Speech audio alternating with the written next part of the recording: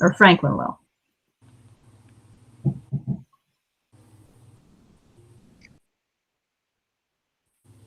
All right. Good morning, everybody. I'd like to call to order the meeting of the Board of Trustees of the Maryland Historical Trust. It is Thursday, May the 13th. We are beginning at 10:08 in the morning. Franklin A. Robinson Jr. in the chair. And I'd like to first, before we go forward, make a land acknowledgement that we sit on the land of the Piscataway, Conoy, and many other tribes and native peoples who cared and lived on this land before we took it. Moving forward, public comment meetings. Do I need to read this, Elizabeth? No. All right. No. So typically at the start of the meeting, we have a period for public comment. We ask the public to sign up in advance by emailing me, and that was on our meeting notice and agenda. And no one has been in touch with me that wants to provide public comment, so we don't have any public comment today. All right. Thank you. All right. Unfortunately, I did not print out the agenda. There we go. Okay. All right. So I think Laura has just joined us. Oh, good. All right. But if you want to proceed, Franklin, to the roll Sure. call. Yeah, if we could go ahead and go to the roll call, please. Very good. All right. I will go through the rolls, starting with the trustees. And if you could put your phone or your computer on mute until you are called on, that would be great. Thank you. First, Dave Alberg. Here. Sheila Bashiri. Josh Brown. Present. Jeff Buchheit. Here. Julie Ernstein. Present. Al Feldstein. Sarah Filkins.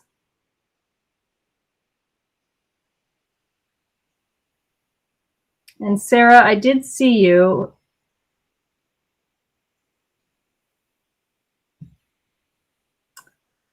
Laura Mears. I'm here. Okay, Sarah. great. Thank Sorry. you. Laura Mears. You're present? I am. I took a long time, but I finally got in. Okay. That's why we have children to help us. Rodney Little. Here. Barbara Peka. Here. Sam Parker. 1 sec. Sam, I see you there. Okay. Franklin Present. Robinson. Present. Marty Azzola. Dean Camlin. Here, Azola's here. Sorry. And I'm here there, too. Marty. Okay, and Dean, you're here as well. Dick Charlton. Here. Sakina Linder.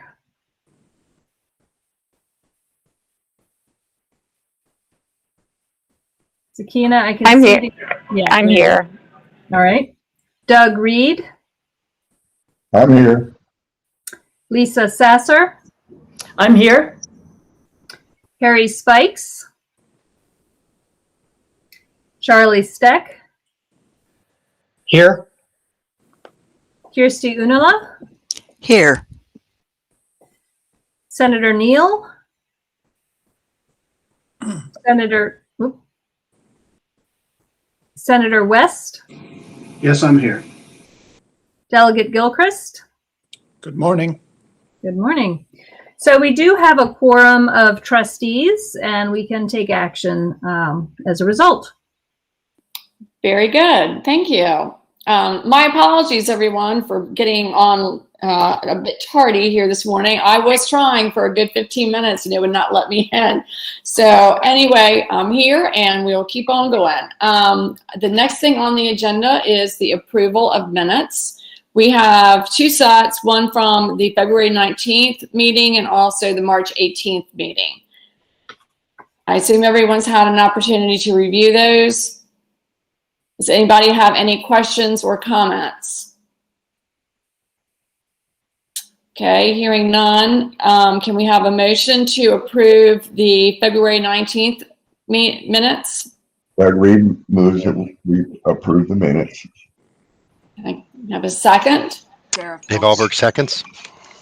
All in favor of approving the February 19th minutes? Aye. Aye. Aye. Any nays? Okay, hearing none. The minutes from February 19th are approved, and then we'll go on to the March 18th. Can I have a motion to approve the March 18th minutes? Franklin, motion to approve. Doug Reed, second. Thank you. All in favor? Aye. Aye. Aye. Aye. Aye. I assume there are no nays. So the minutes from the March 18th meeting are approved. Okay, very good. So we're going to move right along to committee reports. And I believe the first one will be the capital programs. Just waiting for there we go. Okay, so Barbara, are you on? Yes, I'm here. Okay, very good. So Barbara's going to present this to us. Thanks, Barbara.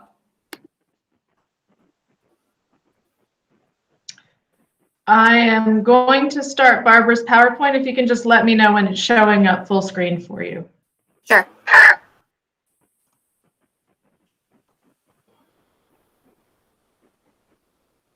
Okay, so that's look good. You just tell me when to advance the slides.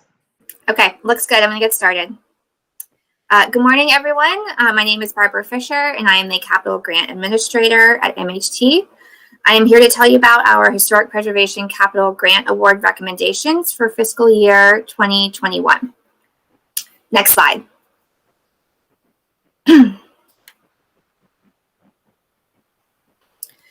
The basic purpose of the Historic Preservation Capital Grant Program is to fund construction-related projects on historic properties that are eligible for the Maryland Register of Historic Places.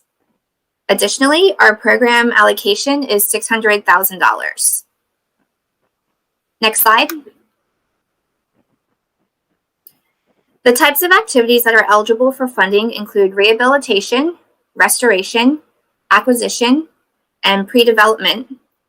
All activities must adhere to the standards.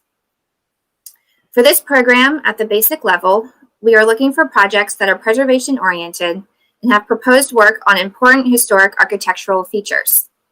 Next slide.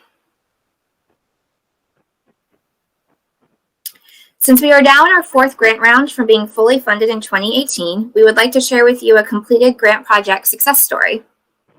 Here is the U.S. Coast Guard cutter WHEC-37, formerly known as the Taney, docked at Pier 5 in the Baltimore Harbor and dry docked at the U.S. Coast Guard Yard in Curtis Bay this past November. This ship is a National Historic Landmark and was a recipient of a fiscal year 19 Historic Preservation Capital Grant. Commissioned in 1936, the ship had over a 50-year active career with the U.S. Coast Guard. It is the only United States fighting ship still afloat, which saw action during the attack on Pearl Harbor and is currently used as a memorial and museum ship. Next slide. This grant project included the prepping and painting of the forepeak and pit log room, pictured here. Both interior spaces were power tool prepped using needle guns and wire brushes to remove all rust and scale. They were then power washed with fresh water and painted with 2 coats of epoxy. This preservation treatment will ensure that these spaces of the ship do not deteriorate. Next slide. Here is another view of the pit log room, including the narrow entry hatch. The pit log room contains a device used to measure a ship's speed relative to the water, located at the bottom left. The painters made sure not to disrupt or cover up any historic signage in this space. Next slide. To summarize this year's grant round, 31 eligible applications out of 33 were received. A few slides ago, I mentioned that our program allocation is $600,000, but you can see we received requests for close to $3 million.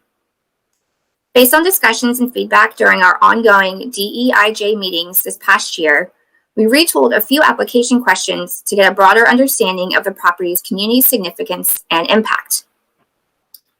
The grant chart that the board members have in hand notes a total amount of grantee contributions of approximately $78,000 for recommended projects. These are on-hand funds that the applicants have raised or received to go towards the grant projects directly. Additionally, based on a request from board members during last year's meeting, we have included MHT funding history for each property, which is also listed on the grant chart. Capital funds received from the past 10 years from the Historic Preservation Capital Grant Program, MHAA Capital, and AAHPP were included. Even though all these funds flow through MHT, MHAA and AAHPP have differing selection criteria, regulations, and set funding priorities than Historic Preservation Capital, and have a separate authority or commission that MHT defers to make grant project recommendations. Total 6 projects are recommended for funding for fiscal year 21. So we've received many great applications this year and made the grant round very competitive. So we have an excellent set of recommended projects to present to you. Next slide. The first project we are recommending is Asbury United Methodist Church in Easton. The church is an extremely historically significant African-American site that was dedicated by Frederick Douglass in 1878. It is now a community center for a historically African-American enclave known as the Hill. We are pleased to see this long-term complex project nearing completion.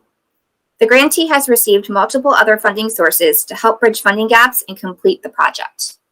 Next slide. The project entails structural stabilization of the base of the leaning bell tower and steeple, which will protect one of the most character-defining features of the church. The steeple has moved 2 inches from the main structure near the top, but was previously tied into the main structure during a prior phase of work, with underpinning now required to prevent recurrence. These structural repairs constitute the final phase of work to complete this multi-phase project. Additionally, the Fire Marshal has granted a temporary extension on this phase of work, and getting this part of the project done sooner than later would greatly help Historic Easton and the church meet their construction deadlines and code requirements. Next slide. The Roland Park Water Tower was constructed in 1905 to serve as a potable water supply station for the Hampton community of Baltimore. It was taken out of service in the 1930s. The octagonal masonry Italianate structure was designed by the water company's architect, William Fizone. Next slide. The tower is currently undergoing a large-scale rehabilitation project. The grant project would focus on repairing the tower's extensive gutter and water retention system and making masonry repairs to the base of the tower. With the exterior scaffolding already in place, it is imperative that the grant work begin soon so to save additional funds. Next slide. Jerusalem Mansion was built in stages beginning in the mid-1700s and later enlarged by the Lee family, founders of Jerusalem Mill Village.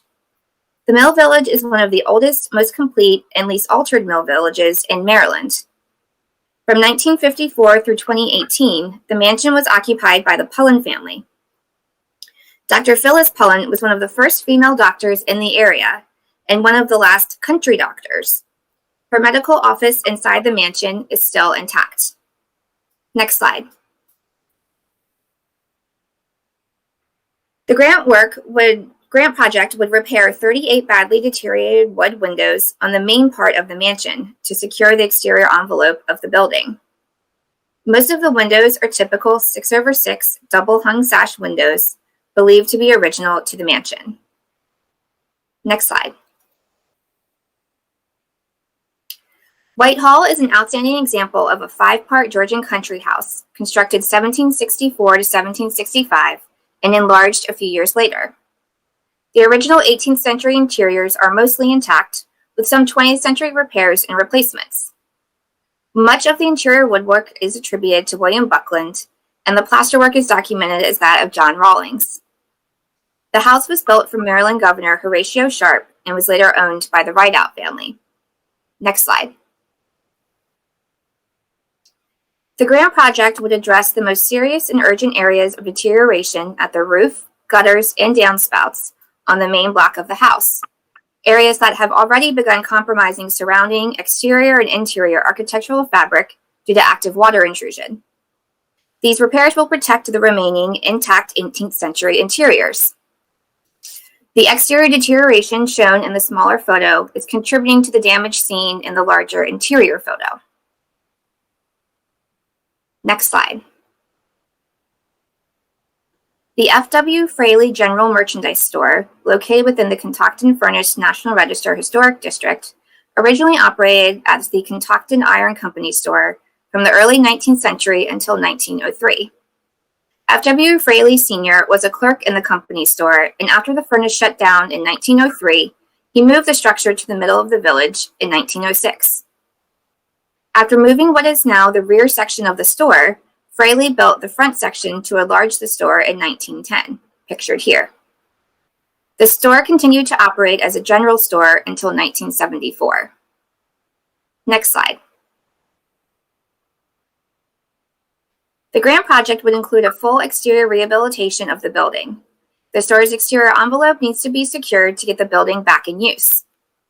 The building is planned to be used as a general store and an educational site that will serve as a complement to other historic structures in the industrial village that the Catoctin Furnace Historical Society has already restored, and which now serve as interpretive sites. Next slide. The Whitehaven United Methodist Church was constructed in 1892. The grant project would mostly include rehabilitation of the roof, steeple, siding, porch, and foundation. The applicant has already raised the majority of the funds needed for the roof work through a grassroots campaign, leaving most of the awarded grant funds to go towards other work items. Next slide. This vernacular church is most significant because of its interior woodwork, which is unique among the churches of Wicomico County. The interior heart pine paneling in a herringbone pattern was constructed by an unknown craftsman whose facility with wood suggests familiarity with boat building techniques. While no longer used for services by a congregation, the church retains an influence on the traditions of the Lower Eastern Shore communities. The grant project would also include repairs to the interior wood floors. Next slide. So this concludes our presentation. Thank you for your time, and I'm happy to take any questions. Thank you. Does anybody have any questions for Barbara? No, but at this time, this is Josh Brown. I'd like to recuse myself because we have an item on the agenda for this. Okay, thanks, Josh. This is Jeff Bukite. I'll just say how quickly $600,000 goes. It goes fast. Indeed it does. Any questions regarding any of these projects? This is Dave. Just a great presentation and really impressive work that was getting done on some of these projects. So I want to just say thanks. I concur. Thank you. And just to add to Jeff's comment, the majority of our projects did come in for $100,000, which isn't, typical. So it was easy for that money to go this year. Okay, well, does anybody have any questions? If not, can we have a motion? Well, there's something that I did want to bring up that I know someone had expressed some concern to me about, so I just wanted to put it out there as a sort of a point of clarification, and that is, at the last board meeting when we considered capital grants, a board member had asked, or a couple board members had asked, that we show on the chart the funding that had been awarded to various projects over time to get a sense of how the extent to which projects that we are funding this year have received funding from us in the past. And I think Barbara put on that grant chart that you received in your board packets information about funding awards over the past 5 years or so. Is that right, Barbara? 10 years. 10 years, pardon me. We went back to give a snapshot of that. And you can see that it really varies. There's some projects that have received a significant amount of funds, like the top ranked project from us over time. There are other projects that are brand new to us. And I think, that's a question for the board. You have that information now. Does that influence how you're looking at the projects that you are going to be then recommending for funding to the secretary? So I just wanted to bring that up since it had been raised at the last meeting and we responded with that information. How does that figure into your, the rating and rankings? We have not included that. It was simply included as a point of information. It wasn't considered as a rating or ranking factor. Thanks, Elizabeth. Anybody have any questions or comments? Yeah, this is Charlie. A great presentation, Barbara. I'm curious if there are projects that come to your attention that for one reason or another, perhaps lack of capacity, organizations don't actually apply for capital grants, but are seriously threatened historic properties. And how do you deal with those? I get a lot of inquiries throughout the year, for the capital grant programs, and a lot of them, it really varies if they decide to apply or not. And I can't speak to necessarily why specific projects or applicants don't apply. But, I provide them with the information about kind of our selection criteria and important points that are different criteria that are maybe ranked higher than others. And I try to work with them and figuring out a plan of, how to best meet those criteria for their property. Sometimes I guess applicants feel that maybe they can't meet those criteria, so maybe it's not worth applying, or several apply and do their best. I feel like in this example for this year, the recommendations, the Fraley store is a good example of one that's in really, rough condition that was funded. I hope that answers your question. It does. I'm just curious about how we protect seriously threatened properties in Maryland, particularly threatened properties that, for whatever reason, don't know about the capital grants program, don't know about sources of funding to apply for them. Well, and I think a lot of applicants, once they get a better understanding of what our grant program focuses on, they might not be a good fit for it, or the program might not be a good fit for their project just because their property is maybe severely deteriorated. This grant program, isn't necessarily a one-fits-all kind of cure for every project. Just with the way the regulations are written. Okay. All right. Thank you. Mm-hmm. I mean, just from some of the organizations that I've worked with, I know that in some cases they don't want to apply for the capital grant because of the easements. That is a deterrent for some organizations and groups. Yes. So, the easement is a deterrent for some. And also, if you're not a nonprofit, then you have to provide match of some kind. It can be cash or in-kind match, and that's a part of the regulations as well. So that comes into their decision. yes, absolutely. So I see that Anne has her hand raised and Barbara Peka also has her hand raised. Okay. Anne, are you? Yeah, I just wanted to add that one of the things that we've also experienced is that property ownership or site control can be an issue, and we'll sometimes have people inquiring, oh, can we help this property? But the person who's inquiring or the group that's inquiring is not the property owner. And so, that makes some sense that somebody from the outside sort of looking at this property and saying, what can we do? But, obviously you can't just go spend state money traipsing onto somebody's property and fixing up their building without their consent. So without property owner consent, and obviously those are the same property owners who are going to let the properties fall into disrepair in the first place. So, those are I would say sometimes we hear about those and sometimes we don't, just because of the nature of the situation. And as far as the easement, we do work, hard to explain what the easement is, to talk about, shared goals of perpetual preservation of the property, and to also describe that the easement opens doors to other types of funding. So if we were requiring an easement through this program, we would likely be requiring it for a bond bill, for an AHPP grant, for an MHAA grant.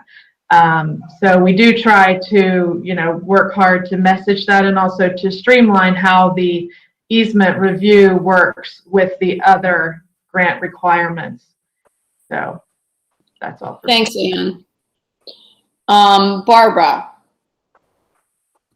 Well, thank you, everybody. Barbara Fisher, that was a lovely presentation. I appreciate it. I think representing the Eastern Shore, how do you say?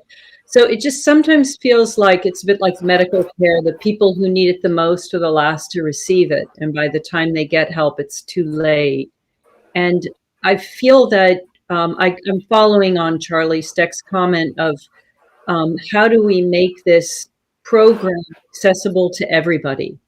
And I look at the achievement that you did with the Rosenwald School, in Wicomico County. And also I look at the Kennard School in Queen Anne's County, and, beautiful work, and the communities really wrap their arms around those projects.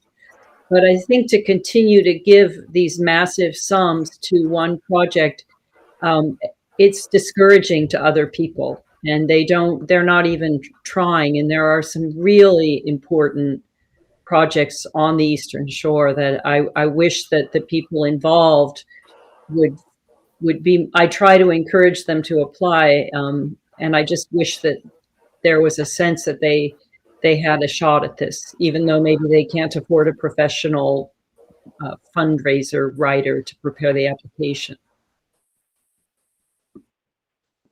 Yeah, we are trying to increase our outreach and focus on different areas of the state where we know we haven't maybe had as many applications come from. And, please feel free as board members, if you know of projects or organizations in your community that you feel would be a good fit, please reach out to us, and we are happy to reach out to them and provide them with more information. And, I don't want folks to think they need a professional grant writer in order to get funded.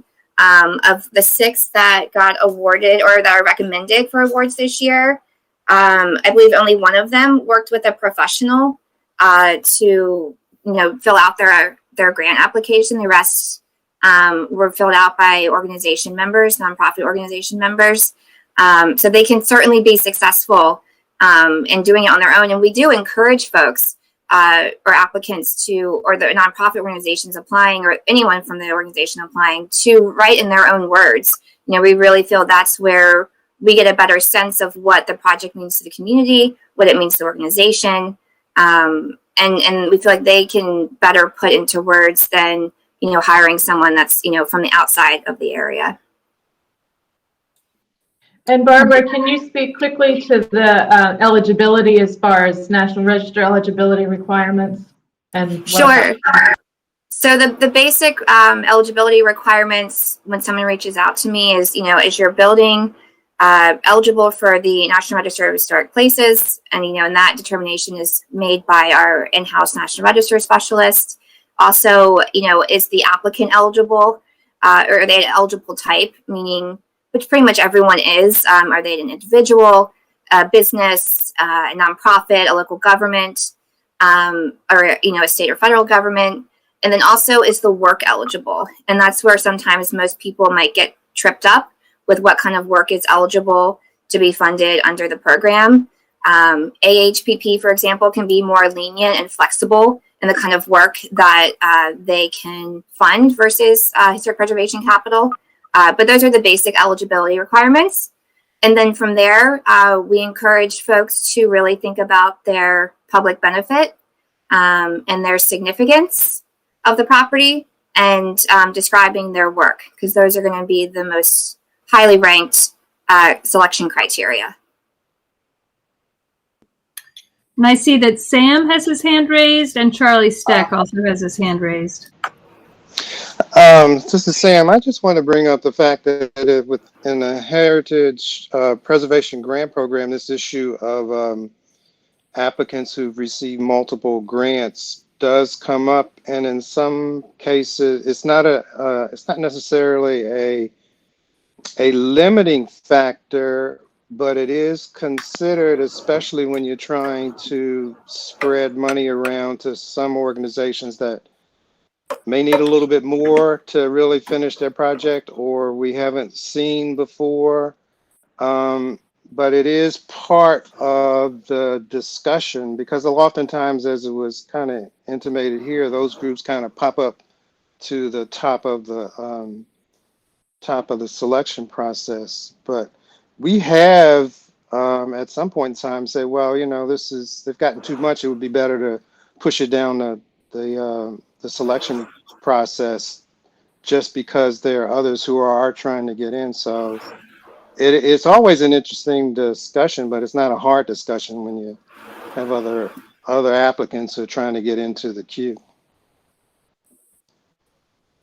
Thanks, Sam. Charlie, you had your hand raised, I think.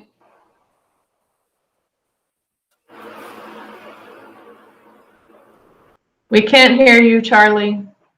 You'll have to start over. Sorry, you're muted. Oh, sorry. Just to wrap up my earlier comments, and a sort of a thought for the board is congressional earmarks are coming back. And you know, I don't know how that manifests itself, but you know, in the past, Maryland has done fairly well under some congressional earmarks for historic preservation. And it just seems like it'd be helpful to know where the greatest need is within the threatened properties here, and whether, in fact, the board wants to weigh in with with our congressional delegation on those issues. It'd be helpful to know. That's a very good point. Thank you, Charlie. Anybody else have any questions? Any more discussion on these projects? No? Can we move forward then and have a motion to approve the capital projects as... Barbara has her hand up. I'm sorry, Barbara. I'm sorry.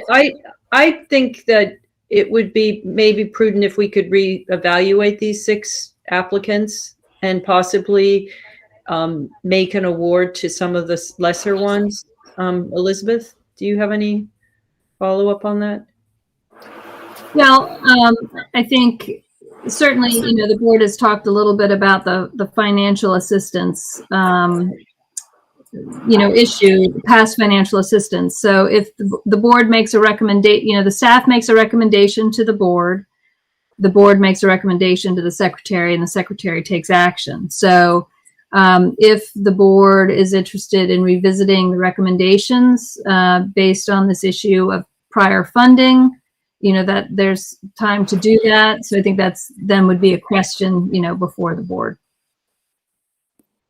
And that is something that we would need to schedule a special meeting to do, correct? We're not going to try to do that at this point in time. So if that's what everybody would like to do, we could certainly schedule a meeting specifically to review the criteria. And we could just table this for now. Any thoughts on that? I think it's important that we take a look at this and try to understand how these monies are being awarded, because there's so many people that I'm hearing from who are discouraged.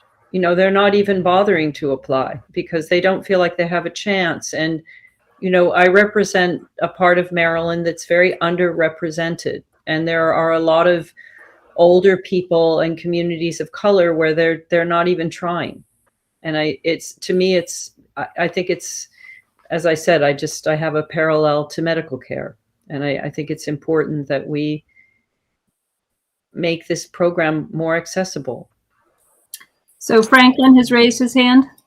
Yeah, I mean, just to kind of tag team to what Barbara has just said, you know, I find down in my region, most of the properties that are in that situation, they don't rise to National Register standards, which seems to trip up more people than not. I mean, I don't know what the answer is to that, but and then with regard to kind of putting these on the table, I guess I'm just always cognizant about weather and timing and, you know, getting things done while you've got, you know, the time to do it. So, but I mean, I certainly take Barbara's point. So that's my 2 cents. Thank you.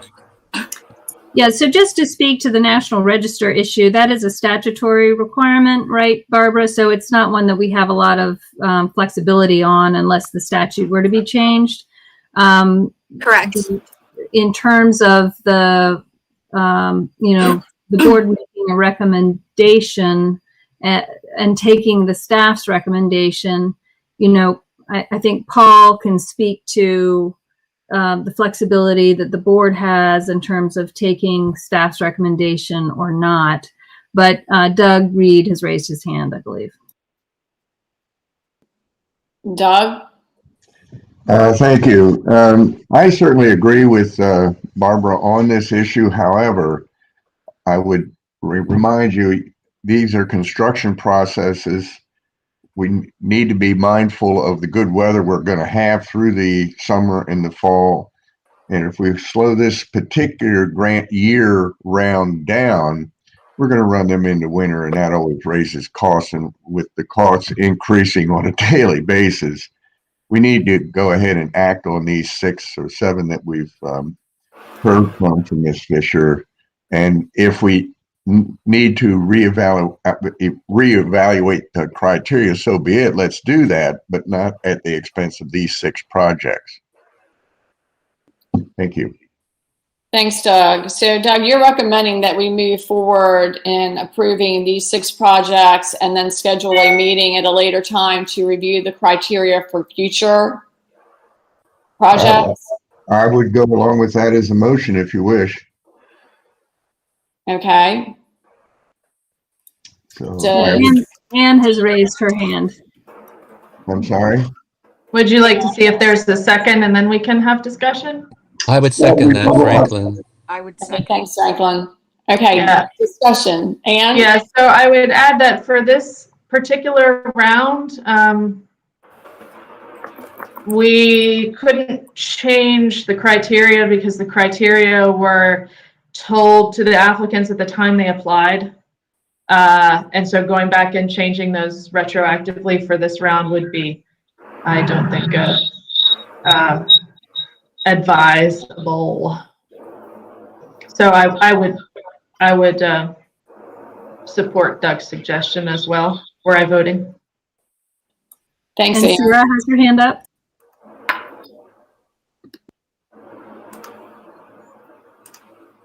Lisa, I think you had your hand. A question going forward. Would it be possible to make the criteria in a future round more inclusive and emphasize the desire to fund projects that might be at a disadvantage under the present criteria? Thanks. We did make an attempt this year to kind of make our application a bit more inclusive, trying to get more information about the significance and meaning of the properties and projects to the local community.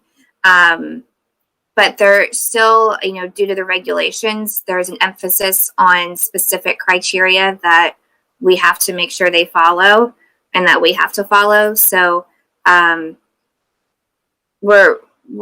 hands are tied a bit, but there can certainly be more discussion and looking into spreading out that wealth. Yeah, and that might be a topic for the DEIJ working group to look at, you know, that Sam's going to be talking about later. But I see that Sarah Filkins has her hand up. And Sarah, I don't know if you tried to unmute or not. And Barbara has her hand up again, it looks like. Yes, this is Sarah. I would recommend that, well, this also provides each of us an opportunity to go back to our respective communities and bring forward some projects, some examples of projects, like Barbara's mentioned, to discuss at a later time, as Doug suggested, so that maybe we're missing something totally in terms of the criteria. But I think it gives us a great opportunity to survey what is existing in the state and perhaps adjust the criteria in the future. Thank you. Thanks, Sarah. I think there was somebody else. I know Julie just raised her hand. Was there somebody else? Yeah, it's Barbara Pica here. So Barbara Fisher, who just out of curiosity, of the 6 organizations, which group did fund a professional grant writer, please? The Whitehall Project. They worked with a professional preservation consultant. They also applied last year and worked with the same consultant, but weren't recommended last year. Thank you. Julie? Thanks. In addition to sort of revisiting the criteria, which a number of people have said, it also sounds as though additional outreach and technical assistance to potential applicants is an important piece of the conversation that we might want to focus some attention at as well. Thanks, Julie. Any other questions or comments? This is a I'm Sam. not sure Can you hear if, me? go ahead. Sam, go ahead. Well, you know, as it has been mentioned, I think this is at the heart of the issue of the equity issue, and how we change our policies and our internal way of doing things. Some of this issue has been brought up in the discussion with the staff, and this issue of criteria and outreach. But I think what Barbara has thrown in our face, we got to do more than just talk about it. And so we have to do something about it. And I think this is a classic case of how do we get to that point? And so, Barbara, I'm not necessarily supporting that we stop it at this point, because it's more than how we give money at this particular time. But I do think we're at the point, and this shows it, that we got to do more than talk about it. We have got to figure out a way to make the changes and not necessarily fall back on, well, this is the way the feds do it, or this is the way that we've always done it, and we just see those as insurmountable obstacles. So it's not an easy issue, but this is throwing it right into our face, and I appreciate, Barbara, you taking it to this point. But we have to do more than talk about it. Thank you, Sam. Yeah. Well, you and I know, I mean, there's an aging population, and it's not just about validating their lives, it's about retaining that history. And I'm really just unconvinced, and we've discussed this in the past, and we've discussed this on the Commission on African American History and Culture, and it's important. I mean, this is our kind of our job, right, is to make sure that this is equitable. And I'm sorry if I'm throwing it in people's faces, but I've tried to subtly recommend it and nothing's happened, clearly. So we have a motion and a second on the table. I think that this is something that definitely needs to either reappoint a group, or the board needs to convene to focus on this issue so that we can revisit the criteria. But at this point in time, we had a motion to approve these 6 capital projects as recommended by staff, with the understanding that we will schedule a time or a group that will revisit the criteria in the future. Are we all okay with that? Can we move forward with voting on that motion? All in favor? Aye. Aye. Aye. Aye. Any nays? Any abstentions? I think, Josh, you were abstaining, is that correct? Yes, I'm the only extension, I think. Okay. So therefore, the motion carries to approve these 6 capital projects, and we will schedule, I guess, Elizabeth, you and I can talk, or we can sort of figure out whether we want to convene the entire board or appoint a group of board members to revisit this and make recommendations at a future meeting. But we will definitely revisit the criteria for the capital grants projects, and but we will move forward with approving the 6 projects as recommended. Okay. And I see Jeff has his hand up, and Julie, I don't know if your hand up is from before or not. Jeff. Yeah, this is Jeff. Just a quick comment, and it's probably obvious, and I was a bit tongue-in-cheek there in the beginning when I said how fast $600,000 goes. But, you know, another part of the conversation is we have 30 plus organizations all trying to vie for $600,000. How do we get more money in the pot? And maybe some of our energy needs to be going towards that so we can just grow the pot and fund more applicants. So just my 2 cents. That's a good point. That's a very good point. So, well, thank you all for your comments and your questions. This is a great discussion.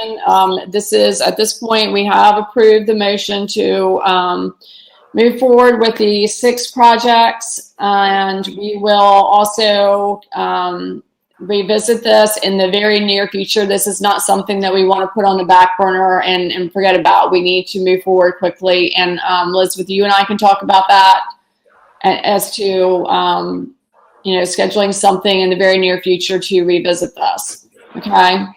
Yes, and Ann Raines has raised her hand. Ann? Yeah, I did just want to add to Jeff's point that it is possible to request more money because this is capital money and not operating money. But generally, those requests have to be scheduled out 5 years in advance. So as we're preparing our budget submission this year, it's certainly something we could consider. But we also have to sort of weigh that against the staffing levels that we have for the programs. Capital funds are great. They're usually available, but they cannot pay for staff costs. So what we have had in the past is the sort of growing backlog of projects that then sort of becomes overwhelming for the staff that we have. But it is not impossible, and I certainly think money can help solve this problem. We have more money to give out.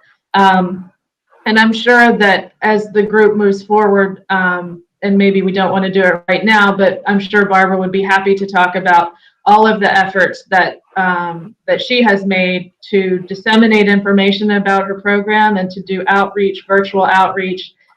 We've had staff in all of our programs having to really focus on that this year. And there have been some great new approaches. I have to say, I feel like the way I did it 10 years, I was sort of an old stick in the mud, and it's really come a long way. So I hope Barbara will have an opportunity to tell you all about that at some point. Thanks, Ann. And Barbara, I think that's a great idea. I think that we should definitely, when we revisit this, have you join us and share all of those details and the things that you're doing currently. Would be most helpful to hear from you. So thank you so very much for your presentation today and for answering questions. And we will be looking to you for more information in the very near future. Thank you all. Happy to help. Thanks. Okay, so let's see, moving on. Now we're survey registration, community education museums, the Heritage Preservation Fund project selection. Ann, you're going to present this? So I believe that Kirsty is going to speak to the recommendation. And just as a quick reminder for Kirsty, there was that one extra item that came along afterwards. So not to forget that. Thanks. Thanks. Kirsty? Good morning, friends. I hope that you've had a chance to look over the applications that came for the Heritage Preservation Fund. In addition, there was one extra, and that was for $2,500 requested by Preservation Maryland to put on this year's online summit. The total ask is a good deal less than the monies available for this. It leaves some over $20,000. The total ask comes in below the amount of money available. If anybody has any particular questions, I'd be glad to answer them as best I can, because I do have the proposals that were submitted in asking for these funds. But I do want to say that after reviewing them all, the committee voted unanimously to recommend to the board full funding for all of the projects. Thanks, and Kirsty, I think that it's probably about 40,000 under.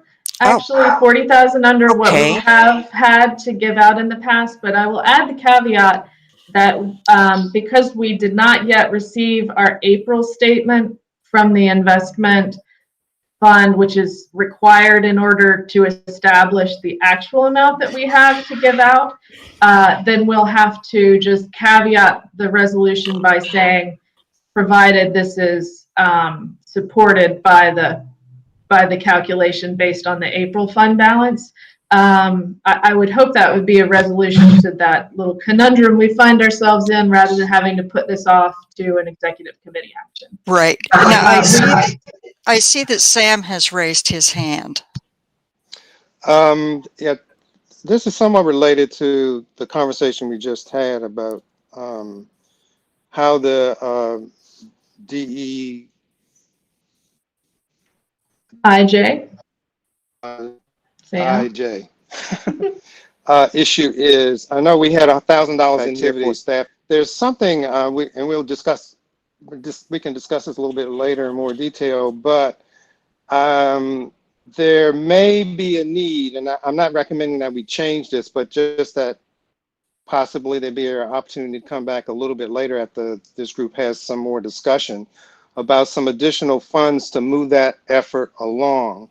And at this point, I don't think kind of what we're thinking about $1,000 is going to be anywhere near enough. But so I just want to put that on the table, that we may come back for an additional amount of money in that particular area. Okay, thank you, Sam. Does anybody have any questions for Kirsty? No? Okay, hearing none, can we have a motion to approve the expenditure of, well, I guess it's actually more than 142,000 now. It was what, 145? It would be 145,110. Okay.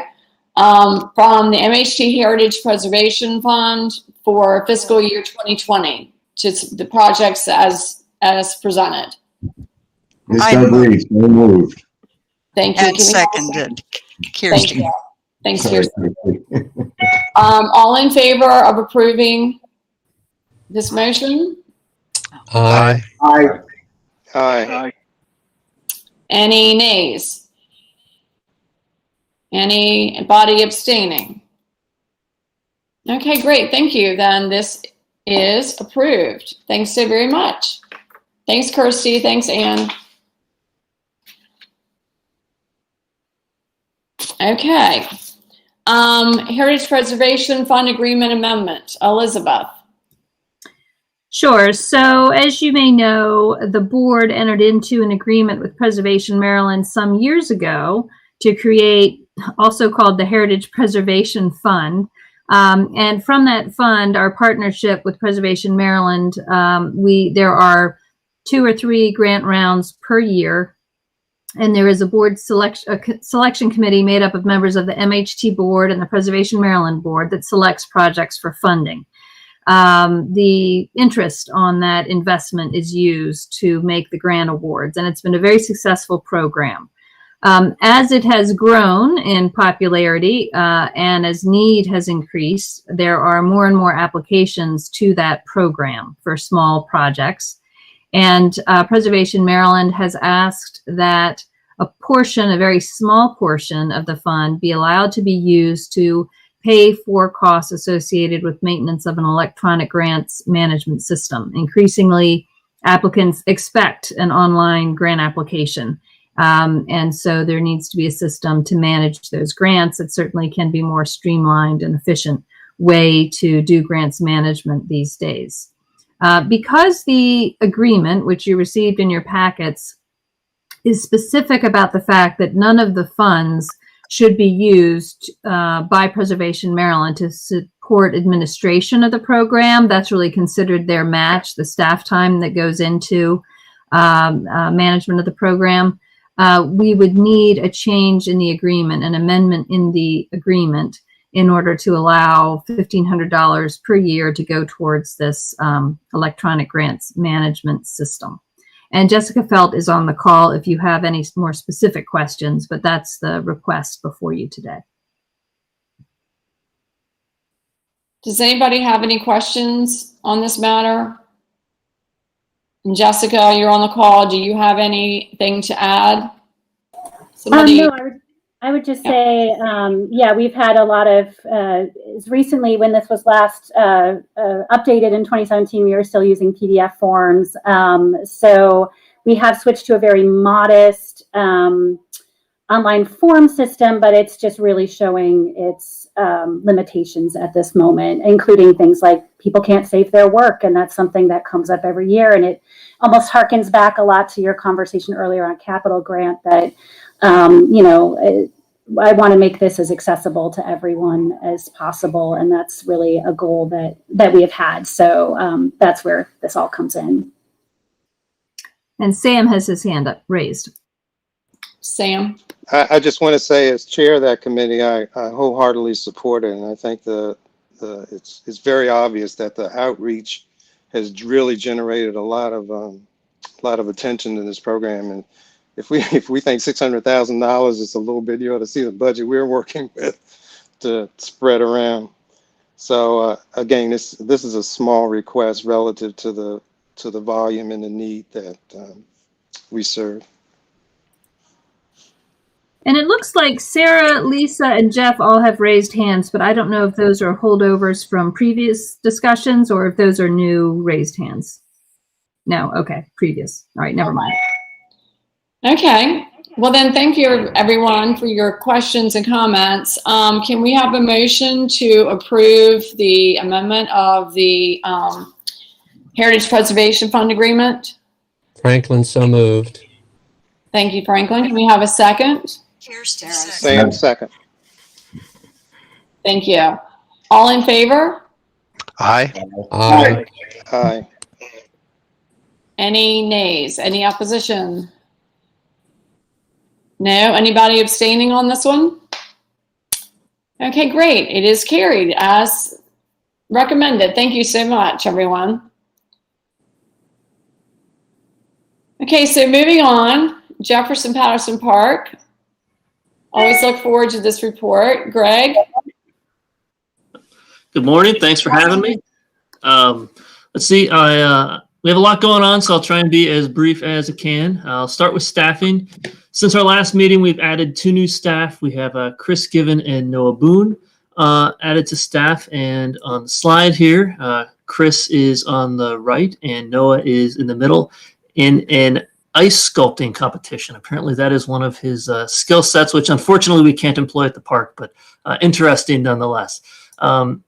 Chris is a transplant to Maryland. He comes to us from Kansas, and he has experience in the museum field, most recently working as a planetarium manager in New York. He has a degree in philosophy and a professional background in museum education and using technology in informal learning. He's worked with educators at a space museum, an aerospace museum, a science center, and he's really excited to make use, I guess, of JPPM's wider focus. Noah is also a transplant to Maryland. He lived and grew up in Alaska, and he has degrees in computer art and information technology, and he's interested in using technology as a visualization and teaching tool. So he's worked with educational outreach, and museum research projects using 3D scanning, 3D printing, and he's also excited to bring that skill set to JPPM. And both of these positions are funded for 2 years through an IMLS grant that we have. And this grant's really an outgrowth of all the stuff we started doing with COVID and all the digital content we started to create, and realizing that we really needed a little bit of support there. So we brought Chris and Noah on, and they're going to be working with our staff to convert existing educational content to the digital format, to help create new digital OER content, and then to provide staff training in the creation of digital content. So at the end of 2 years, when they, when they're not with us anymore, we still have the ability to continue to do these things.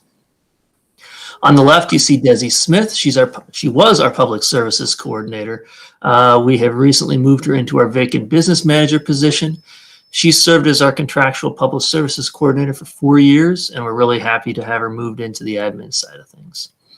Beyond that, as far as staffing goes, we're working to fill 4 contractual and 1 full-time position. We have a contractual conservator. We have Desi's old public services coordinator position, a visitor center staff position, a contractual maintenance position that we're working to fill. And we also have the Mac Lab Assistant Director position, which is a general fund full-time position that we're working to fill. And I believe interviews have been completed and a candidate's been selected in that area. All right. Beyond staffing then, we have lots of activities and events going on. Things are really starting to pick up at the park. Recently, we've been able to transition from virtual programming to more in-person programming. We've already held some events, and we have a lot more activities planned. Of course, all of these things look really different from what, well, I wouldn't say really different, but they look different from what they would have before because of COVID, right? So we're working with Calvert Health Department to make sure we're compliant with all their current regulations. So our current events might be a little bit smaller. Some of the things may be a little more spread out. We've kind of nixed a lot of the hands-on activities for the time being, and we'll look to bring those back later. But even with all these things, we've still been able to host a number of really successful events and activities over the past few weeks. We started last month, I believe, with our archaeology and history hikes. These hikes take about an hour, and they introduce participants to various archaeological sites and historical components of the park. 2 weeks ago, our education department started their Mighty Marshes program. This is a 4-week program for homeschoolers to introduce them to ecology of our local marshes. And this is part of outreach they're doing to try and engage more with homeschooling programs in Southern Maryland. So we have an annual homeschool day. They managed to convert that into a homeschool program, a successful homeschool program, similar to what they're doing now. Last fall, they're doing a 4-week program this spring, and they're already being contacted by more homeschool groups that want similar programming for us. We also held a birding event this past weekend. You can see. Oh, we got to go back a few slides. There we go. So you can see the birding trail schedule in the center there. The birding trail was put together by Calvert Tourism, and this is something that they wanted to do to promote all the different places in Calvert County where you could go and see birds, right? So where you could go birding. So we put together this event to kick it off, and we had Calvert Tourism, North Beach, Amory Gardens, Calvert Natural Resources, Calvert Marine Museum. They all came down to the park, and we put on a really successful program. And currently our spring sale is also open. It's a virtual sale. The purchases are made through our website, and on-site pickup is this Saturday. All right, next slide. We also have a full slate of events planned for the upcoming season. A lot of these are things that were canceled last year, so we'll have a Toned Down Children's Day on June 6th. On June 13th, we're going to bring back the in-person wait-in that we did a virtual version of last year.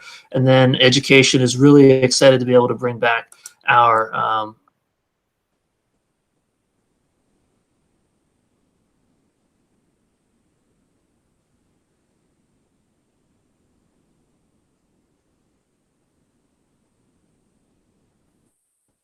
Did we lose Greg? Yes, he appears to be frozen. Greg, your video's frozen. We can't hear you.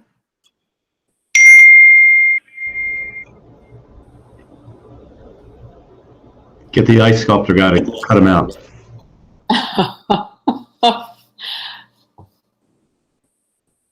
Greg?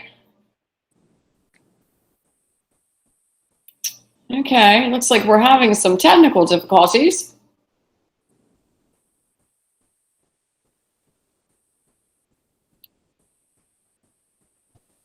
Maybe he'll just have to get off and come back in or something. I wonder if I guess he can hear us. I don't know.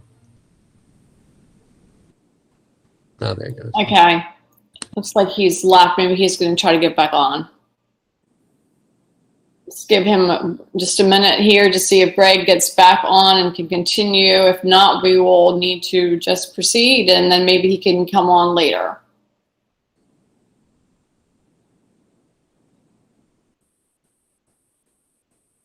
No?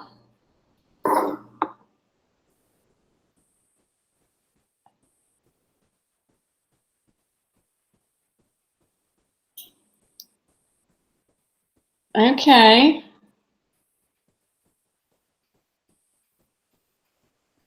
Well, we could proceed with the MHT report, and then if Greg is able to rejoin us, he can always finish. Yes, that's what we're going to have to do. Anne, can you forward on the PowerPoint, please? Okay. This is you, Anne. It is. So for the MHT report from MHT Crownsville, you all have a lengthy written report in your packet, and I know we have a lot still to cover today, so I'll try to give some quick highlights. But I always like to make sure we do a proper introduction for our new staff who've started since our previous meeting. On the right in this slide is Whitney Mall. Whitney Mall is our new easement inspector. She's a Tulane University graduate with a BA in anthropology and a master's in preservation studies. Her special interests in preservation are focused on sustainability and public education. And in fact, she wrote her thesis on natural ventilation in historic residences, which is something, as you might imagine in New Orleans, is a thing that you might want to promote. She's also recently completed a facade easement internship with the Preservation Resource Center of New Orleans, which maintains the largest portfolio of easement properties in the state of Louisiana. Through this work, she completed assessments of over 140 protected historic properties across the New Orleans area, documenting sites and reporting concerns of easement violations, which is exactly what she'll be doing with us as our easement inspector. We've had this position, which is a contractual position, from time to time. It has been funded by the board. It's currently federally funded, but we've kept it open for a lot of the fill work period because it really wasn't feasible to be doing a lot of on-site inspections, particularly of interiors, with property owners not necessarily being able or willing to provide access to properties. So we look forward to, as hopefully the restrictions are lifted, getting back out there on the road with our easement inspections. So welcome, Whitney. And on the left in this picture, you will see Stella Olani-Pekun, who started on April 7th as the chief of our Office of Management at MHT, which is the position long held by Evie Cohen, who you may remember me crying over at a previous board meeting. Stella transferred to us from a previous position as an agency budget specialist supervisor at the Department of Public Safety and Correctional Services in Towson, where she worked on budget and fiscal matters in the Deputy Secretary's office. Prior to that, she also worked with the Maryland Department of Health and with DPSCS in Joppa. She holds a bachelor's in international business and a master's in finance from Argosy University.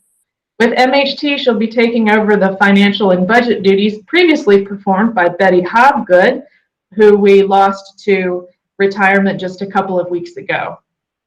Stella has already demonstrated a very outgoing and positive personality, as well as a strong knowledge of budget and financial processes with the state. And in particular, she is well versed as a user of FAMOUS and BARS, acronyms which strike fear into my heart. So we are happy to have her and happy to have her handling all the acronyms. She's also used to working with grants from her previous work experience with the state. So we welcome you, Stella. Oh, hold on, I can't reverse on this. For whatever reason, it does not let me go back. I have to go back to the slideshow to reverse. But so as far as the rest of the report I'd like to make, I'm certainly not going to read you all of the words that you have in your packet, but I did want to just bring your attention to really the amazing amount of work that went into Archaeology Month in April. I think it's a really fun thing to highlight because it seemed like every time we had a senior staff meeting, our chief archaeologist, Matt McKnight, was coming to us with something else that happened during Archaeology Month, and another thing, and another thing. And it was just really cool to see, you know, not just how these connections are constantly happening, but also just, you know, the excitement level I think that our archaeologists have about the work that they're doing. So as you may remember from our last report, April was Maryland Archaeology Month, the theme being the archaeology of healing and medicine. So of course they're always trying to be very timely with their Archaeology Month offerings. So you might be used to seeing the booklet, the poster, and some events. This year, the booklet was actually supplemented by a series of short video interviews with those who wrote the essays in the booklet, and those were posted on our YouTube channel. And in addition, there was Matt participated in a webinar sponsored by the Council for Maryland Archaeology and Preservation Maryland entitled "Can Archaeologists and Relic Hunters Work Together?" And you can watch that webinar at a link that's included in the packet. And this just seems to be like one thing leading to another. Matt seems to be getting quite good at getting the positive attention for our work, which is wonderful. And to sort of reinforce that, that webinar, Can Archaeologists and Relic Hunters Work Together? Also during Archaeology Month, Matt and his team released a crowdsourcing app called MD Find, which allows any member of the public to record and photograph artifact discoveries in the field and report those to our archaeologists. I haven't used that myself, although I do sometimes find some cool stuff in my backyard. But we had some initial glitches with that, but it is all rolled out properly now, and I hope that many of you will have opportunity to have a little bit of fun with that. And there is just an ongoing sort of slate of fieldwork projects that our archaeologists, as well as our architectural historians, are working on now that the weather is better, sort of being less deterred by the outdoor conditions of field work and mask wearing and social distancing and all of that. And some of these, I think, are going to lead to some really interesting reports and findings. So it's really exciting to me to see the level of ongoing survey, assistance to constituents, assistance to other state agencies, and, you know, just joy in the discoveries that's going on among our staff.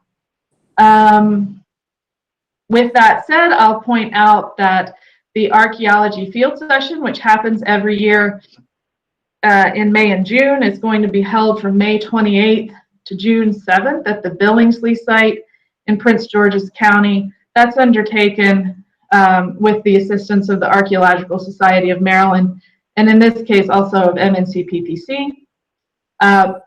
In this case, because of COVID restrictions, pre-registration will be required, which you can do through the Archaeological Society of Maryland website, and they're trying to, you know, of course, control their numbers that they have each day.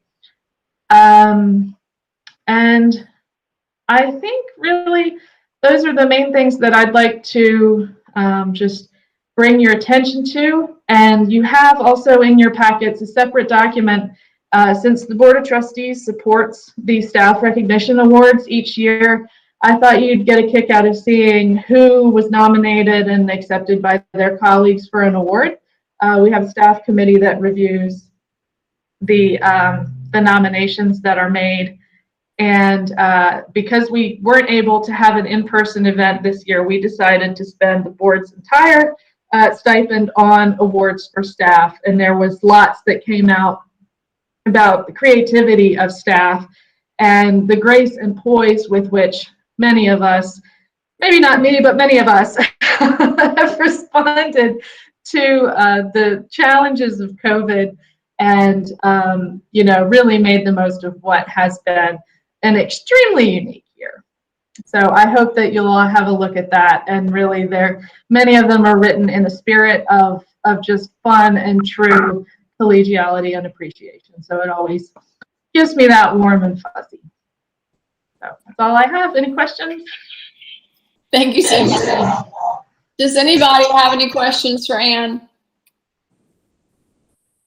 No? Okay, great. Thanks so much, Anne. That was wonderful to hear all that. And I did read some of these, and they are quite entertaining. So. And Greg has returned. Greg, so. Okay, Greg is back. So we're going to go back to his report. Thank you. I had a poorly timed tech issue, as tends to happen in these things, but thank you for letting me back in here. All right. So I was talking about our events and programming, and yes, in the fall or through the spring into the summer into the fall, we've got a number of events planned.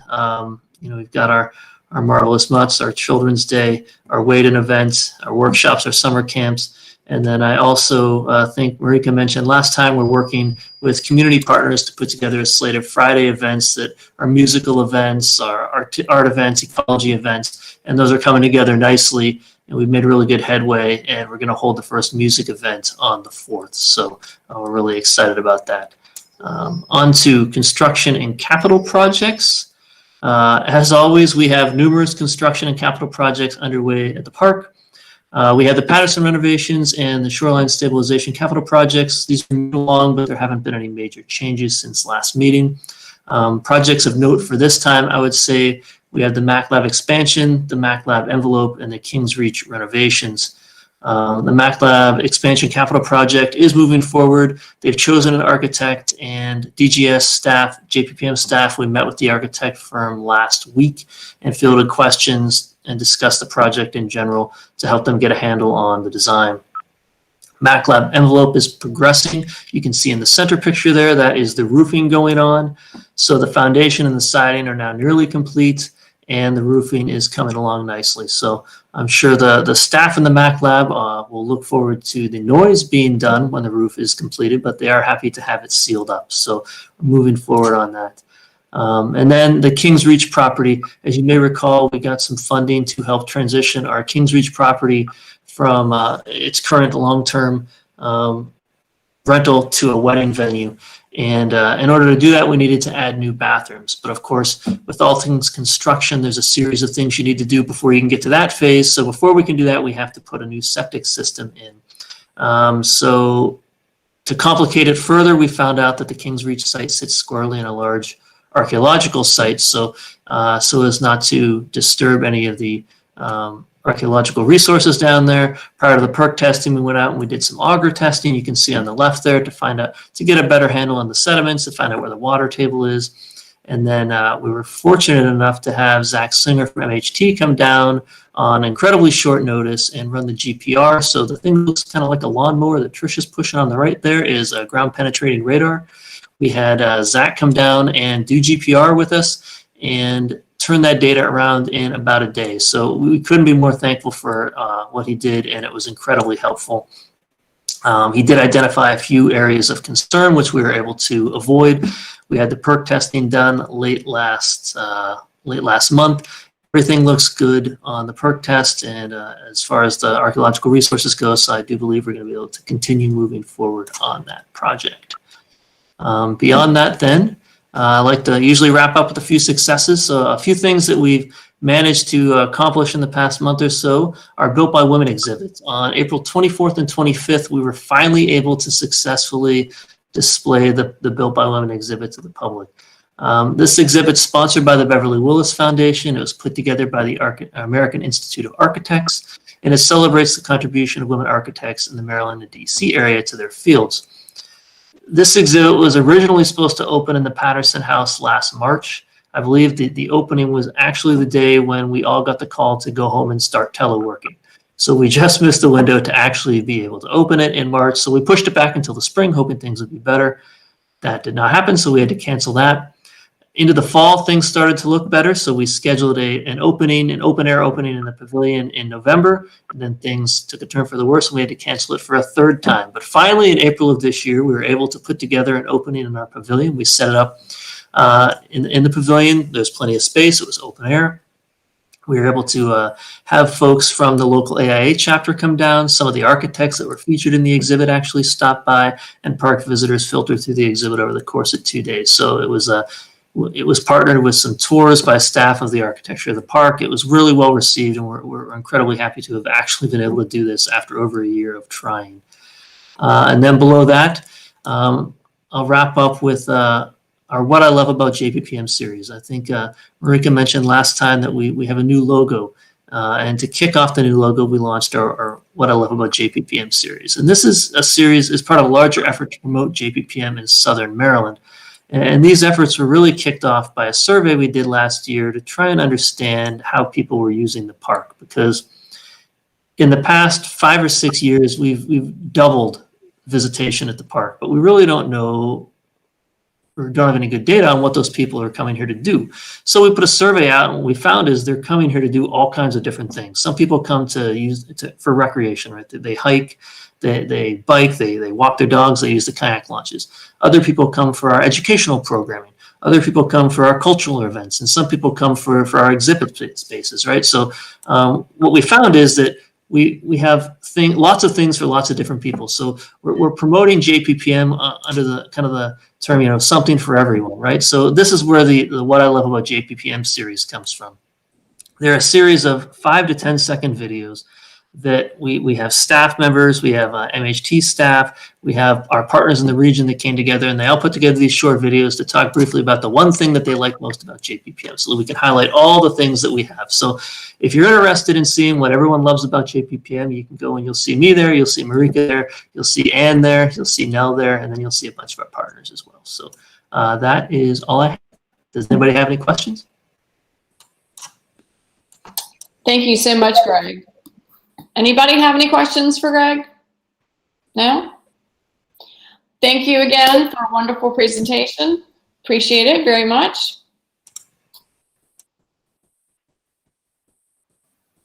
Okay, and this is now the 2022. I can't believe I'm saying that. That sounds like, anyway, Maryland Preservation Awards. Thank you. And look at pre-pandemic me. I probably need to get a new headshot. That feels like a million years ago. So I just asked for a few minutes to talk to you all today about the near future of the Maryland Preservation Awards. We're feeling like it might be a while before anyone is ready for a buffet style party in close quarters.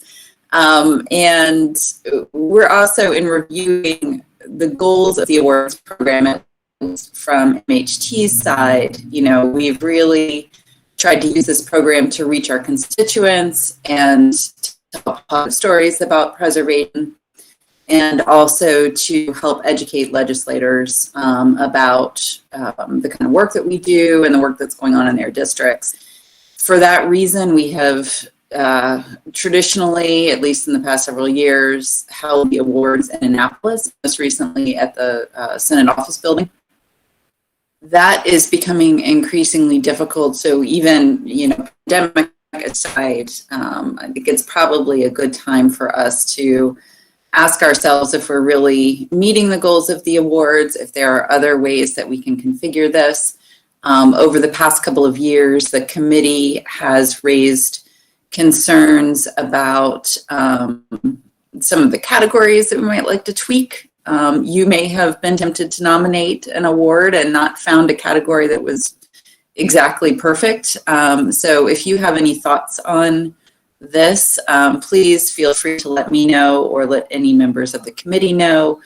we are going to be meeting in the next couple of months to try to flesh out a plan for the 2022 Maryland Preservation Awards, in hopes that we'll be able to meet our goals more effectively and do some of the, I want to say overhaul, but the refresh that I think is probably overdue for this program. So I will be working with the Survey Registration Community Education and Museums Committee to do that. If there are other members of the board who have strong feelings about the awards and would like to participate, you would be more than welcome. You're also welcome, as I mentioned, to email me or members of the committee with your thoughts about either how the awards could be rethought or categories or any other changes you'd like to see. Does anyone have any questions? No questions? Any suggestions? Great. All right, thanks so much, Nell. Thank you. Bye-bye. Bye. Okay. So now we are moving on to, I believe we have a resolution of appreciation. Yep. Elizabeth? Yes, so hopefully Betty and her family are listening in on the YouTube channel to the live streaming meeting of the meeting. Anne asked me to read the resolution because she was not sure she could maintain her composure throughout the process, because we have all really been very sad to say goodbye to Betty. She did already retire, and we wished her farewell, but we still have this one last item of business to accomplish, which is our resolution of appreciation. So I'm going to read it into the record. This is a resolution expressing appreciation and thanks to Betty Hobgood for 25 years of service.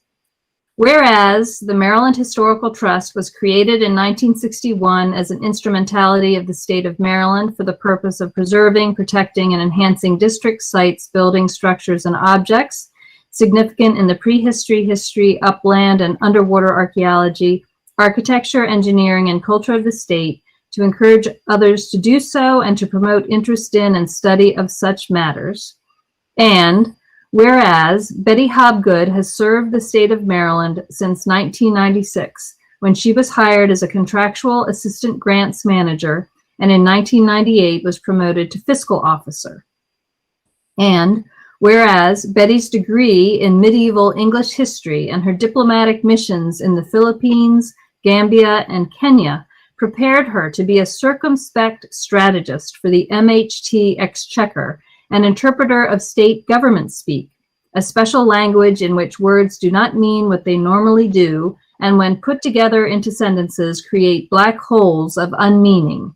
And whereas all MHT staff know how to sing the song with the chorus of "Let's Ask Betty," as we crowd into her one-stop financial counseling service center with all of our unanswerable, unending, multifaceted questions, starting with how do we, can we afford, how much money does, or what happens if, and whereas Betty consistently exhibits patience and unflappable calm in the face of panicky, math-averse colleagues, boundless spreadsheets, reams of reports, and user-unfriendly computer systems that tend to crash during closeout, never showing frustration, but occasionally talking out loud to herself. And whereas Betty's creativity in finding ways to make our federal fund, special fund, general fund, and reimbursable fund shell game always work out in our favor makes her an outstandingly adequate member of the MHT team. And whereas Betty's deep appreciation of and support for the mission and staff of MHT is reflected in her meticulous management of the budget, her keen anticipation of our needs, and her constant monitoring of state government actions for opportunities and threats. And whereas Betty has served as MHT's financial guardian angel, sustaining our operations with her extraordinary prescience and service as decoder of arcane fiscal procedures and finder of requisite funds. Now, therefore, be it resolved that the Maryland Historical Trust Board of Trustees wishes to express its deep appreciation to Betty Hobgood for her 25 years of service and to wish her a healthy, happy, and prosperous retirement and a rewarding next phase of life. So that is the resolution before you for action today. Wow. Well, first of all, Betty, hopefully you are on and you're listening. And I just want to say congratulations on your retirement. Anne, are you okay? Okay. All right. So I guess at this point, Elizabeth, we just need to approve the resolution. Yes, we'll need a motion and a second. Yeah. So can I have a motion to approve this resolution? Before we proceed, Rodney has his hand raised. Yeah, I was going to say, just point of privilege, I demand that I get to make the motion. That works. Because if you're on the line, Betty, you really have been adequate. That's the highest compliment from our former director, Rodney Little, as we all know. Okay, so Rodney has made the motion to approve this resolution. Can I have a second, please? This is Julie. I second. Thanks, Julie. All in favor? Aye. Aye. Any opposition? Hearing none, this is approved. And again, congratulations. So the resolution will be formatted more formally and we always include the seal, and it will be framed, and we will present it to Betty. So that would be the next step. Very nice. Thank you, Betty, for all your years of service. And I know that you're going to be missed greatly, but congratulations and enjoy your retirement. Okay, so moving on, investment committee report. Sam? Okay, thank you. As we all know, that the economy has been humming along pretty robustly given all the things that are happening, but we do have some issues related to possible inflation, where interest rates are going to go, that kind of thing. But how this has affected our portfolio is we have also been sailing along quite nicely. From the first quarter of this year, our portfolio is up 1.7%. For the past 12 months, it's actually up 36%. And over the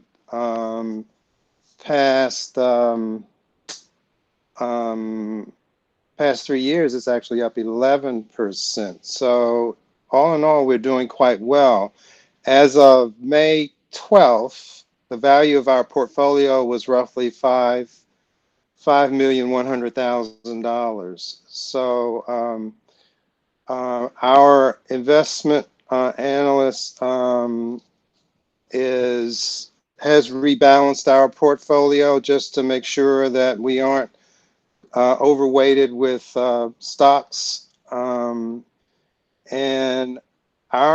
the committee's interpretation of our portfolio, the interpretation of what Brown Advisory is doing for us is very positive. So we are at this point steadily watching, but satisfied with the direction of the portfolio. So with that, I'll take any questions if there are any.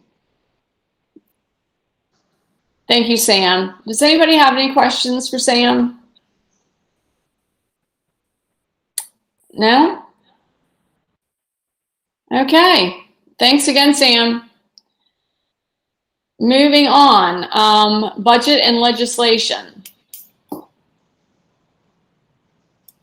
Actually, we added.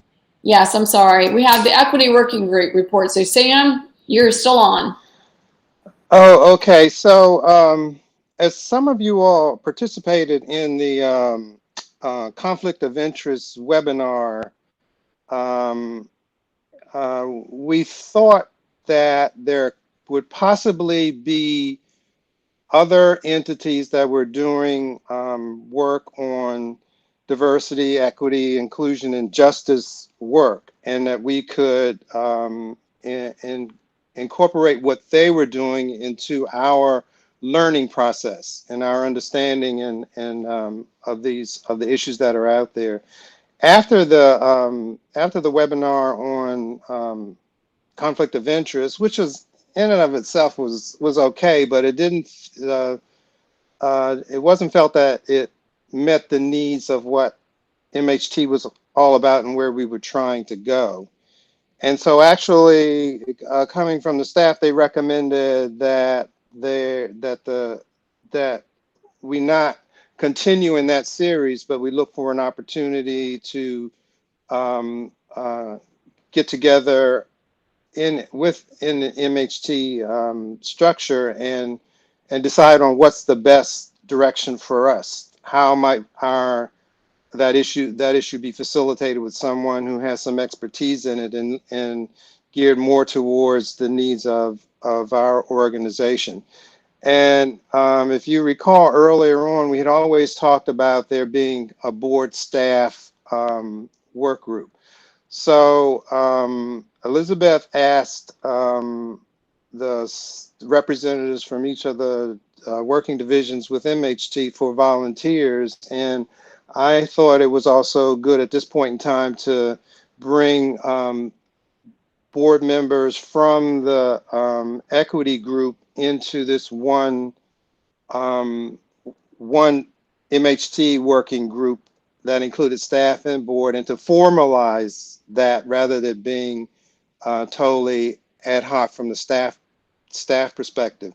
The staff on its own, as has been said before, they were doing educational discussion groups around programs in MHT and some other issues related to historic preservation in general around equity and diversity, inclusion, and justice issues. And so we are most of the members of the board work group have agreed to be part of this staff board initiative, and to officially give the staff time to work on this rather than an ad hoc kind of environment. That's it. So two things. One is that's when I brought up the issue that we may need some additional dollars if we decide to go a more structured facilitator route specifically for our organization. And two, I thought it was kind of interesting in this morning's discussion about the capital grant program. In my mind, that fits in exactly with what this group ultimately needs to get to. How do we make policy decisions, program decisions that ultimately that we see problems with relative to meeting these particular goals, and then how do we make those changes? Some we can do easily inside, and some may take some legislative issues, or some may require us to vote on some policies that are completely different from what we have been doing before. I don't know the answer to that. But so Laura and Elizabeth, if you're having discussion about that issue that was brought up, I think that this is a perfect vehicle in which to embrace looking at that within the framework of that particular program and coming back with some recommendations or changes. And I think a lot of that was what the staff was talking about, and in their discussions trying to figure out, what's the best way to do that. So I think this official structure that it does include boards members with the staff would be a perfect way to move that along. So that's where we stand at the moment. So I would like to bring this group together and figure out exactly what's the best recommendation for moving forward in setting some benchmarks and goals that we want to achieve. So any questions, anything? Thanks, Sam. Does anybody have any questions? Any comments? Anything to add? Okay, well, this is something that you'll be hearing more about in the near future as we move forward and setting up meetings for or meeting for this group of staff and board. And then also, as we had discussed earlier, we need to either appoint a group or maybe we do it in this group regarding the capital grant program. So stay tuned, and we will try to set something up as soon as possible so that we can move forward on this. And Marty Isola has his hand up. Yes, Marty. There we go. Sam, I wanted to report that last week the governor and Speaker of the House and dozens of other politicians came to our old Baltimore County Jail and commemorated the lynching of a young man named Howard Cooper in 1885. While the ceremony was going on, the governor not only pardoned Howard Cooper, but he pardoned all the other black men who were ever lynched in Maryland subsequent to the Civil War. I'll get the link to the ceremony out to Elizabeth and yourself, but it was quite a big deal. Actually, it made national news as well. Anyway, I thought you'd be interested in that if you had not heard of it. Okay, thanks, Marty. Thanks for sharing that, Marty. Mm-hmm. Anybody else? Okay. Thanks again, Sam, for your report. Appreciate it very much. Now we're moving on to budget and legislation. Yes, that would be me. I reported the last meeting about the bills and that were proceeding through the General Assembly and also on our operating and capital budget. And there have been no significant changes there. We were fortunate that the small commercial tax credit was reauthorized for an additional $1 million, and information about applying for the small commercial tax credit is up on our website now. So thank you to Colin and his staff for preparing those materials. Of interest was, which we were not anticipating, was some language that was attached to the Joint Chairman's report on the budget, which recently came out. There are two items of note which are included here on the slideshow. The first has to do with concerns that were raised regarding the fact that our tax credit program had seen a lengthening of the review period from what is our sort of standard goal of 30 to 45 days to considerably longer than that. And that was because of vacancies that we experienced in the staffing of the program that slowed everything down until we were able to fill those vacancies. So there were questions about that in our operating budget hearing, which presumably led to this language. The staffing of the tax credit program includes one individual who oversees the program among other programs that are financial assistance programs. And then there are two tax credit reviewers that full-time, all they do is review tax credit applications. One of those positions is a permanent position. The other position, which does the same work, is really no different than the permanent position, but is contractual. So the requirement in the budget language was that we convert that contractual position into a permanent position, with the idea, I think, being that when you have staff in a contractual position, the turnover rate is very high because folks want, to be earning leave and they want health care and all these other things. So that has been a problem in keeping that position filled. But you have to have a permanent position to put someone in. And we would have done that before now had we had that opportunity. The incentive to take this action is that if we don't, then our budget will be cut by $100,000 in this program. So that is sort of the built-in incentive that the legislature made as a condition, that if we do not make that conversion to permanent status of the tax credit position, we'll lose $100,000 this fiscal year. So we are waiting to see whether or not the governor, the administration, will allow us to proceed with this action. It's not something we can do unilaterally. We are part of the executive branch, and so we look to them for guidance in terms of whether we will respond positively to this requirement or not. So that is an ongoing conversation. The second item is the requirement. You may recall in previous meetings we talked about House Bill 1099, which would have created a new grant program that would specifically address issues of preservation of historic African American cemeteries and burial grounds. That bill did not pass. There was in the bill a study provision that required a study of obstacles to preservation of African American burial grounds and cemeteries,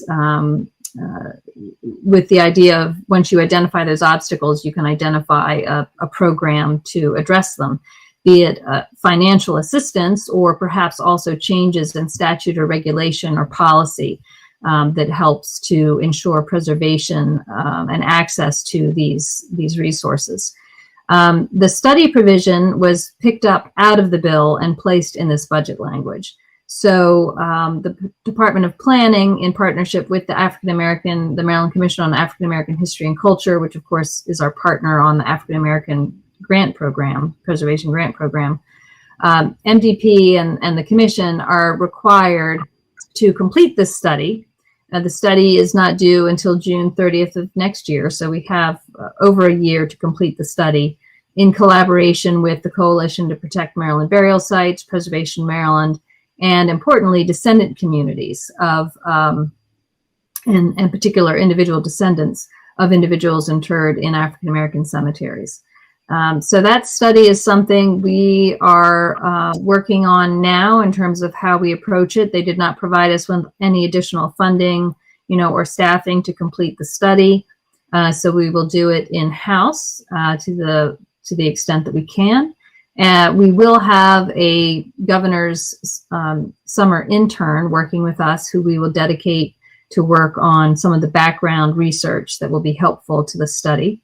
So we're fortunate in that regard. The Office of the Attorney General will have a summer legal intern. Then they've offered up that person to help somewhat with some of the legal research that we might need to have done. So that's great. So we'll proceed with that study that will be due next year. And there will be outreach associated with that. So you'll be hearing more about that, and we'll look to you for some support, as well as the commission, of course, to reach communities to get feedback on these, obstacles to cemetery preservation challenges and that sort of thing, and what people really need and want to see happening in their local communities. Happy to answer any questions. And I think Secretary McCord and Sarah Filkins both have their hands up. Thanks, Elizabeth.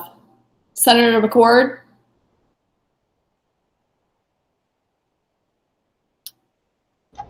There you go, off mute. Just wanted to comment on the first point that Elizabeth made about the fencing of the funding. I authored a memo to the Secretary of Budget and Management and requested for authority to proceed with that conversion of a PIN. And I have concurrence from the Secretary, so we are moving that along. And I'll let you know that and let the board know that. So we have a couple more pieces of administrative things to do back here in Baltimore. One of the reasons why I'm here today, to make sure we can get that straightened out today. So I want to let you know that's happening. my comment on the second bill, we are going to do, second point, we'll do as best we can. We have some time to do this project. In my discussions with the sponsor of the bill, it was a bill that didn't put any money in to do any of the work, including the study work. And our suggestion in our fiscal note was to make sure that you fund some sort of study piece of this so that we know the extent of the issue. And we will do as best we can to do that, having not received any funding whatsoever for it. So I'm supportive of the issue. I've been in contact with Elizabeth about it. We will do what we can to try to make sure that we give something meaningful to the General Assembly on June of 2022.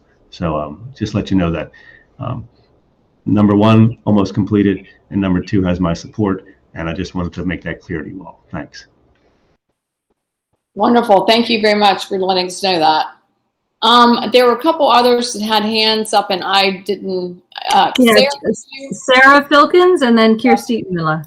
Okay, Sarah. Yes, this is Sarah. Have you identified the staff person within the MHT that will be the point person for the African American Cemeteries project or survey? And no, so start with me. I'll be the point person initially, and then we'll see. We'll probably create an internal working group on that will include Charlie Hall and Charlotte Lake because of their respective programs. But okay, thank you. Kirsty,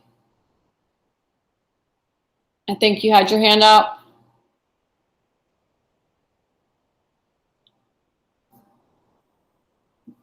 Kirsty. You're muted. Yes, you're muted. I said Sarah asked the same question that I had.